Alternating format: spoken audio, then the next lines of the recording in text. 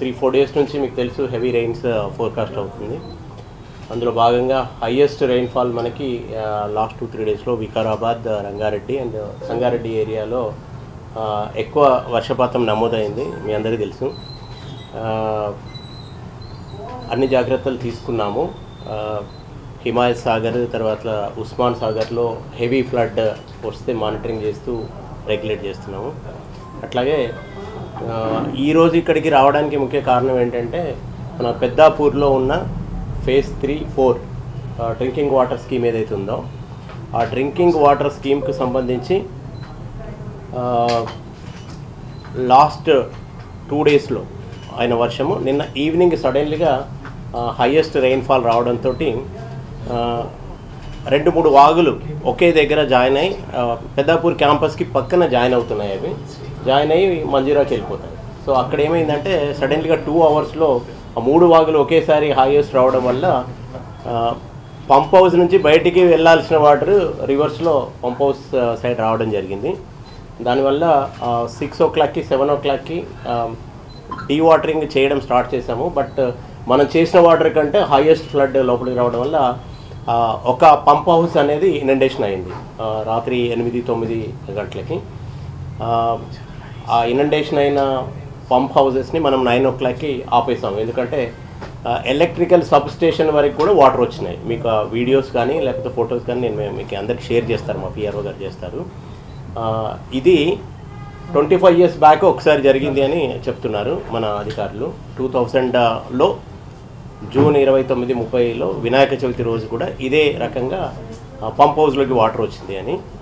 Very rarely అంటే ఇంత highest rainfall వచ్చేసి ఇనండేషన్ అయ్యి లోపలికి వాటర్ రావడం అనేది చాలా రేర్గా జరుగుతుంది. ఇది సెకండ్ టైం జరిగింది. గతంలో జరిగిన వాటర్ వచ్చిన వరద ఓన్లీ పంప్ హౌస్ వరకే వచ్చింది. బట్ ఈసారి ఎలక్ట్రికల్ సబ్స్టేషన్కి కూడా ఆల్మోస్ట్ 1 మీటర్న్నర వాటర్ వచ్చింది.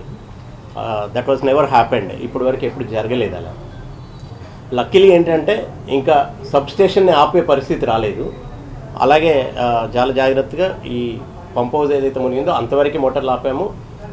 ఇంకో ఫేజ్ 4కు సంబంధించింది మేము రన్ చేస్తున్నాం రాత్రి నుంచి ధైర్యంగా. సబ్స్టేషన్ కూడా ఒక లెవెల్కి వచ్చి ఆగిపోయింది కాబట్టి దాన్ని కూడా ఆపకుండా డీవాటరింగ్ చేసుకుంటా వాటర్ని తగ్గించుకుంటూ అది నడుస్తుంది. ఇప్పుడు మనకి టోటల్గా ఎఫెక్ట్ అయిన పంపింగ్ స్టేషన్ ఒక 34 MGDకి సంబంధించి హైదరాబాద్ డ్రింకింగ్ వాటర్ది. మిగతా 34 MGDది నడుస్తుంది. 2 ఫేజెస్ ఉంటాయి ఇక్కడ. ఇది లో లయింగ్లో ఉంది కాబట్టి మనకి అబ్స్ట్రక్షన్ వచ్చింది. రీజన్ ఏంటి అని చూస్తే అక్కడ ఆ విలేజ్ పక్కన చుట్టుపక్కల ఉంచే 1, 2, 3 వాగులు. వాగుల పేర్లు ఏం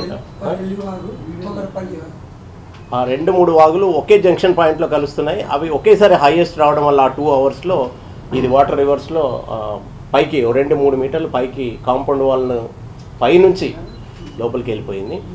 డీవాటరింగ్ స్టార్ట్ అయింది ఆల్రెడీ. బై ఈవినింగ్ వరకు డీవాటరింగ్ అయిపోతుంది. మోటార్స్ రిమూవల్ స్టార్ట్ చేస్తుండ్రు. అది 24 hours డ్రై కావాలి. తర్వాత మండే ఈవినింగ్ వరకు మళ్ళీ అవి స్టార్ట్ అవుతాయి. Absolutely no problem. దాని వరకు ఏం ప్రాబ్లం లేదు.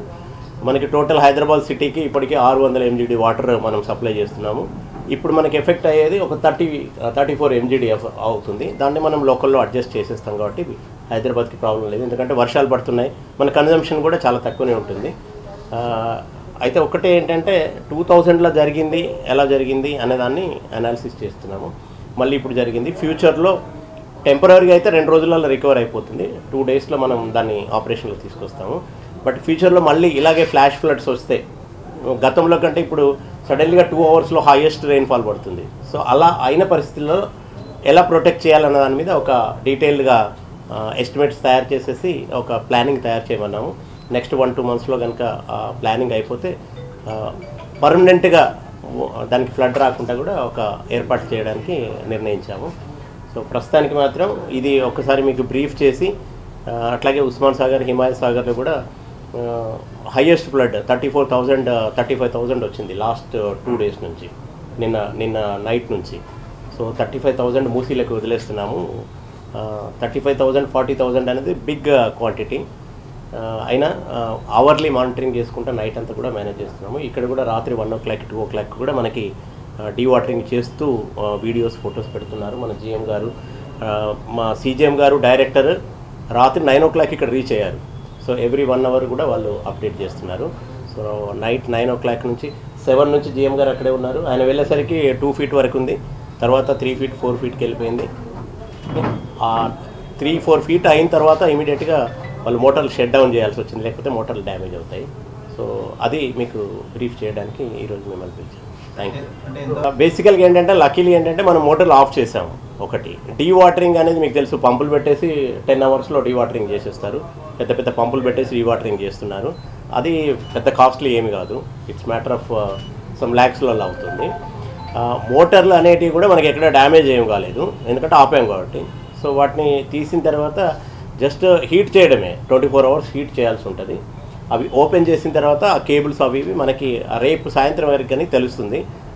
మ్యాక్సిమం డ్యామేజ్ ఫైనాన్షియల్గా అయితే పెద్దగా ఉండదు, బట్ 2 days మనకి సప్లై ఇంటరప్షన్ అవుతుంది. సో దట్ ట్విన్ రీజర్ వైర్స్ ఉన్నాయి కదా సార్, ట్విన్ రీజర్ వైర్స్ ఉన్నాయి కదా సార్, అంటే ఈ స్థాయి వరకు అంతకుముందు ఎప్పుడు వచ్చింది? 2020లో కూడా వచ్చింది, 40,000 రిలీజ్ చేశారు.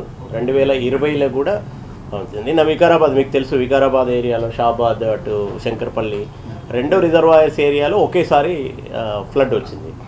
నార్మల్గా ఏంటి అంటే మూసి, హిమాయత్ సాగర్, ఉస్మాన్ సాగర్ 2 ఒకేసారి రిలీజ్ చేస్తే కొద్దిగా ఎక్కువ ప్రాబ్లం వస్తుంది.